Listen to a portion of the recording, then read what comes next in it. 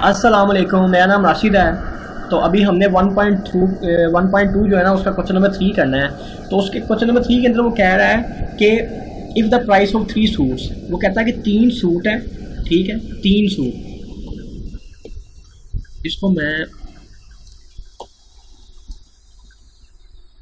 इसको आप फिलहाल इग्नोर करें, ठीक है। वो कहता है कि 3 सूट है, ठीक है, 3 सूट है। अगर 3 सूट को बनाने के लिए 2250 रुपये लगें, 3 सूट को बनाने के लिए 2250 रुपये लगें, ठीक है। तो how many such suits can be purchase by the amount of 6750। वो कह रहा है कि अगर 3 सूट ख़रीदने के लिए 2250 रुपये लगे हैं तो 6750 रुपये में कितने सूट मैं ख़रीद सकता हूँ, ठीक है। यानी कि अगर 2250 में 3 सूट आ रहे हैं तो 6750 के अंदर ज़्यादा सूट ही आएंगे ना। यानी कि एक चीज़ बढ़ी है तो दूसरी चीज़ भी बढ़ी है, और यही डायरेक्ट प्रोपोर्शन है कि एक चीज़ बढ़ती है तो दूसरी चीज़ भी बढ़ेगी। थोड़े पैसों में थोड़े सूट आ रहे हैं, 6750, जो ज़्यादा पैसे हैं उनमें ज़्यादा सूट आएंगे, ठीक है। तो सेम वही डायरेक्ट प्रोपोर्शन है। इसको मैं क्या करूँगा, इसको लिखने का तरीका जो है वो ये है कि मैंने इसको लिख लिया है, यहाँ पे आया मैं, यहाँ पे मैंने लिखा 3 2250,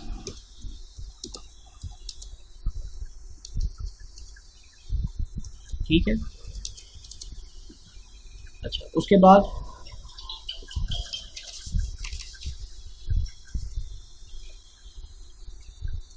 x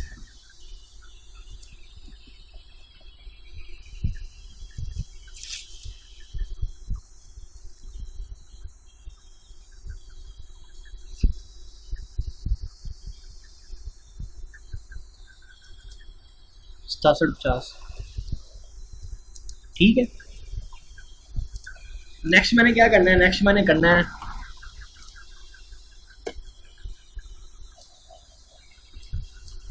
3/2250 इंटू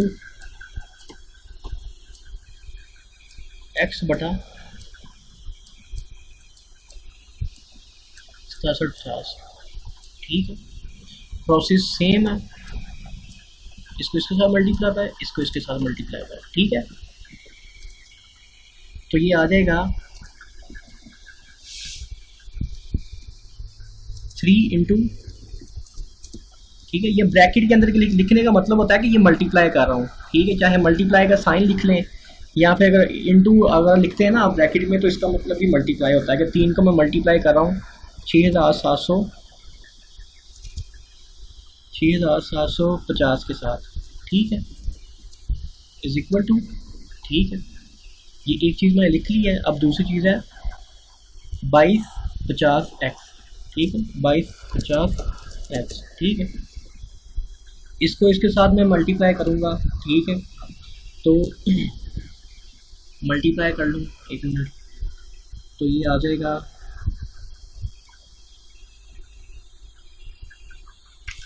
ज़रब 3, ठीक है। तो ये आ जाएगा 20250, ठीक है।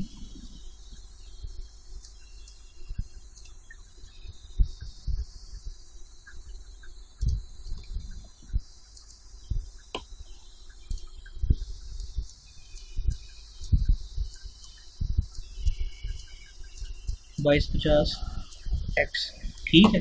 तो ये एक्स रह जाएगा एक साइड पे, ये इधर ज़रा हो जाएगा, तकसीम हो जाएगा। ये है 20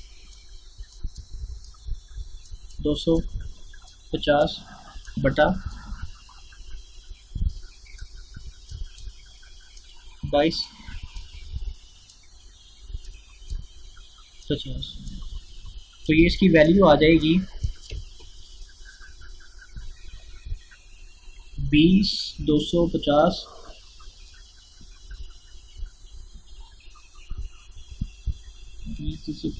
तकसीम 2250, तो ये इसकी वैल्यू आ जाएगी, एक्स की वैल्यू आ जाएगी 9। ठीक है, यानी कि 9 सूट्स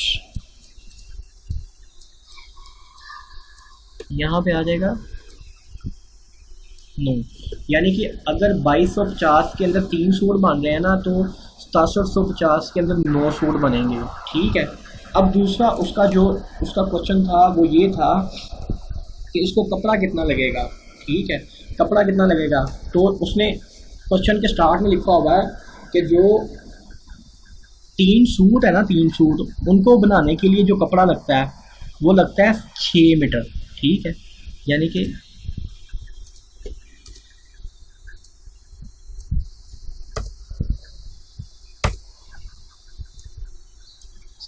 यानी कि 3 सूट जो है ना, ईच सूट 6 मीटर कपड़ा है, तो ये 6 ज़रा 3 18 हो जाएगा। ठीक है, तो अगर मैं ये 2250 को तकसीम करता हूँ ना, ठीक है, उसने कहा है how also find the per metre price of each suit. ठीक है, यानी कि ये 3 सूट की ये प्राइस है 2250। अगर मैं 2250 को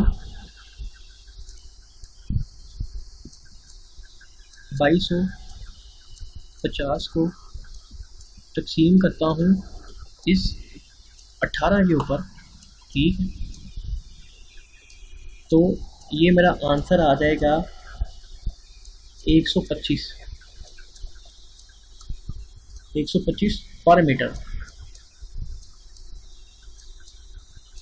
थोड़ा सा मैं आपको समझा देता हूँ।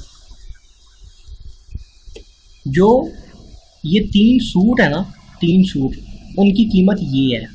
ठीक है, और जो एक सूट है ना, एक सूट उसके अंदर है 6 मीटर कपड़ा। ठीक है, यानी कि 3 सूटों के अंदर ये हो जाएगा 3 × 6 18 मीटर कपड़ा हो जाएगा 3 सूटों के अंदर। ठीक है, अब ये टोटल प्राइस है और मुझे एक जो है ना मेरा पर 1 मीटर जो है ना उसकी प्राइस निकालनी है। तो क्योंकि ये मेरे पास टोटल 18 है, तो ये मैं इसको अगर मैं इसके ऊपर 18 में तकसीम कर दूंगा ना, तो ये मेरे पास जो पर मीटर क्लॉथ है ना, पर मीटर कपड़ा, उसकी प्राइस आ गई, यानी कि 125 रुपये जो है ना वो पर मीटर मुझे कपड़ा पड़ेगा। ठीक है, तो बस ये 2 इसके अंदर आंसर थे जो मैंने आपको करवा दिए हैं। ठीक है, उसके बाद हम चलते हैं क्वेश्चन नंबर 4 की तरफ। ठीक है, क्वेश्चन नंबर 4 में वो क्या कहता है, पहले हम यहाँ पे एक पेज ले लेते हैं।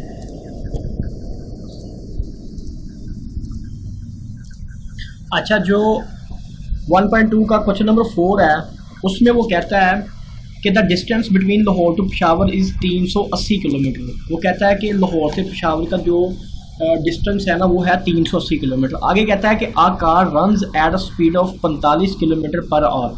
यानी कि वो कहता है कि एक गाड़ी है जो कि डिस्टेंस तय करी है 45 किलोमीटर, कितने टाइम में पर आवर का मतलब यानी कि 1 घंटे के अंदर। डिस्टेंस जो है वो 380 है। ठीक है, तो वो कहता है कि उसको कितने घंटे लगेंगे ये डिस्टेंस कवर करने के लिए। वो कहता है कि अगर एक गाड़ी है, ठीक है, वो 45 किलोमीटर, ठीक है, 45 किलोमीटर चलती है 1 घंटे के अंदर।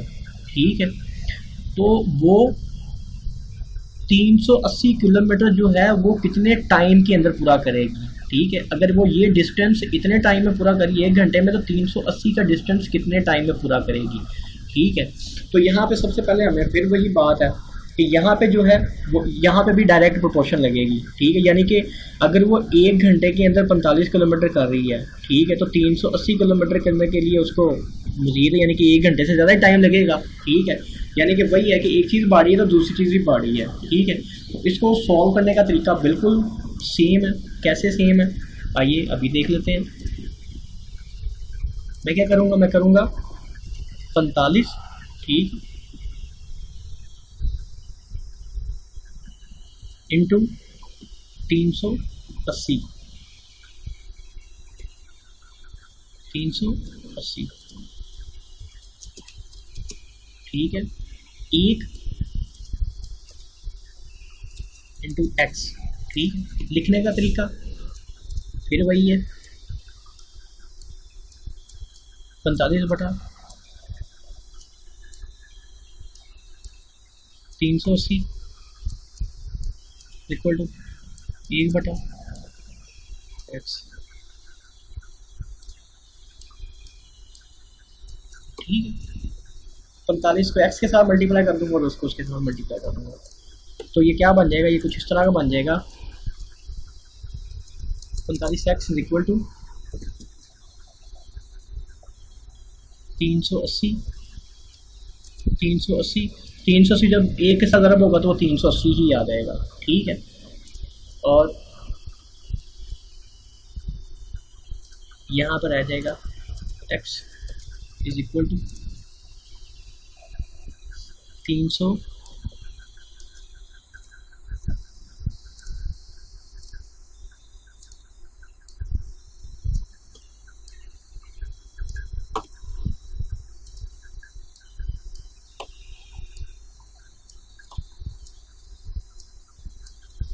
380।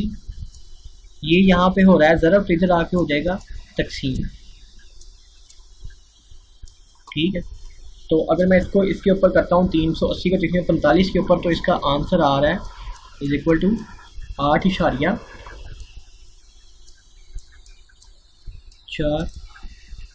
ठीक है, यानी कि यहाँ पे आ जाएगा 8.4, यानी कि 1 घंटे के अंदर 45 किलोमीटर करेगी तो 380 किलोमीटर तय करने के लिए उसको 8 घंटे यानी 8 घंटे चाहिए होंगे। ठीक है, तो यही चीज़ हमने मालूम करनी थी, वो हमने निकाल लिया है। ठीक है, इसके बाद जो है ये चौथा क्वेश्चन था। इसके बाद हम आगे करते हैं क्वेश्चन नंबर 5, लेकिन इस वीडियो में नहीं, इससे अगली वाली वीडियो में।